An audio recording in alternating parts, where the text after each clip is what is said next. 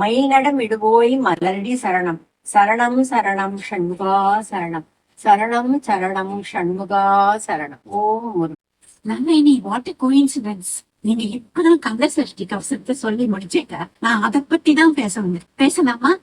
என்ன பார்வதி, கந்த சஷ்டி கவசத்தை பத்தி என்ன பேச போறேன்?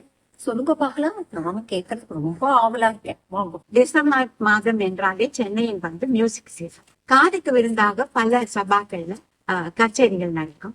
கண்ணுக்கு விருந்தாக பல நாட்டிய நிகழ்ச்சிகளும் நடக்கும். இப்பதான் இந்த கார்த்திகை தீபம் பெஸ்டிவல் முடிஞ்சு. இது சிவனுக்கு மாத்திரம் முக்கியம் இல்ல, நம்ம முருகருக்கும் முக்கியமான விசேஷம். இந்த தருணத்தில் கலைமாமணி டாக்டர் ராதிகா சுரஜித் அவர்கள் கந்த சஷ்டி கவசம் அதை நாட்டிய வடிவமாக நாரதகான சபாவில் பிரசன்ட் பண்ண போகிறார். அவருடைய ஸ்டூடெண்ட்ஸ் நடனம் ஆட போகிறார். என்ன பார்வதி, கந்த சஷ்டி கவசம் நாட்டிய வடிவத்துல?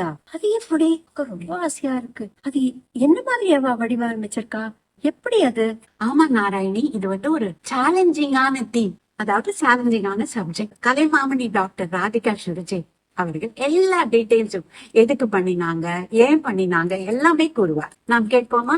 சீட் சேனல் நேயர்கள் அனைவருக்கும் கலைமாமணி டாக்டர் ராதிகா சுரஜித்தின் பணிவான வணக்கம். நான் இந்த ஆண்டு டிசம்பர் 12ஆம் தேதி வெள்ளிக்கிழமை மாலை 6:45 மணிக்கு கந்த சஷ்டி கவசத்தை ஒரு நாட்டிய வடிவமாக வழங்கி இருக்கிறோம் எனது மாணவியருடன். இதுல என்ன ஸ்பெஷல்னா, கந்த சஷ்டி கவசம் தேவராய சுவாமிகள் 19ஆம் நூற்றாண்டுல எழுதிய மந்திரங்கள். அது நாட்டிய வடிவமா அமைக்கிறது ஒரு பெரிய சவாலா இருந்தது எனக்கு. ஆனா அதை ஏன் செய்தேன் என்றால், கோவிட் சமயத்துல நிறைய நெருங்கினவங்க, நமக்கு வேண்டியவங்க நிறைய பேரை நாம இழந்துட்டோம். அது மட்டும் இல்ல, அதனை தொடர்ந்து உலகம் எங்கும் பல பேர் தெரியாத வியாதிகள், நோய்கள், நேச்சுரல் கலாமிட்டிஸ், இப்படி எல்லாமே மக்களை வார், இதெல்லாம் மக்களை பாதிக்கிறது.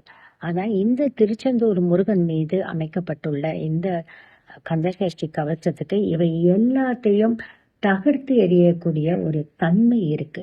அதற்காக world peace and happiness and ஹெல்த்துக்காக தான் இந்த கந்தசஷ்டி கவசத்தை நான் பண்ணியிருக்கேன். கண்டிப்பா எல்லாரும் இருந்து முருகன் அருளை பெறுமாறு தாழ்மையுடன் கேட்டுக்கொள்கிறேன்.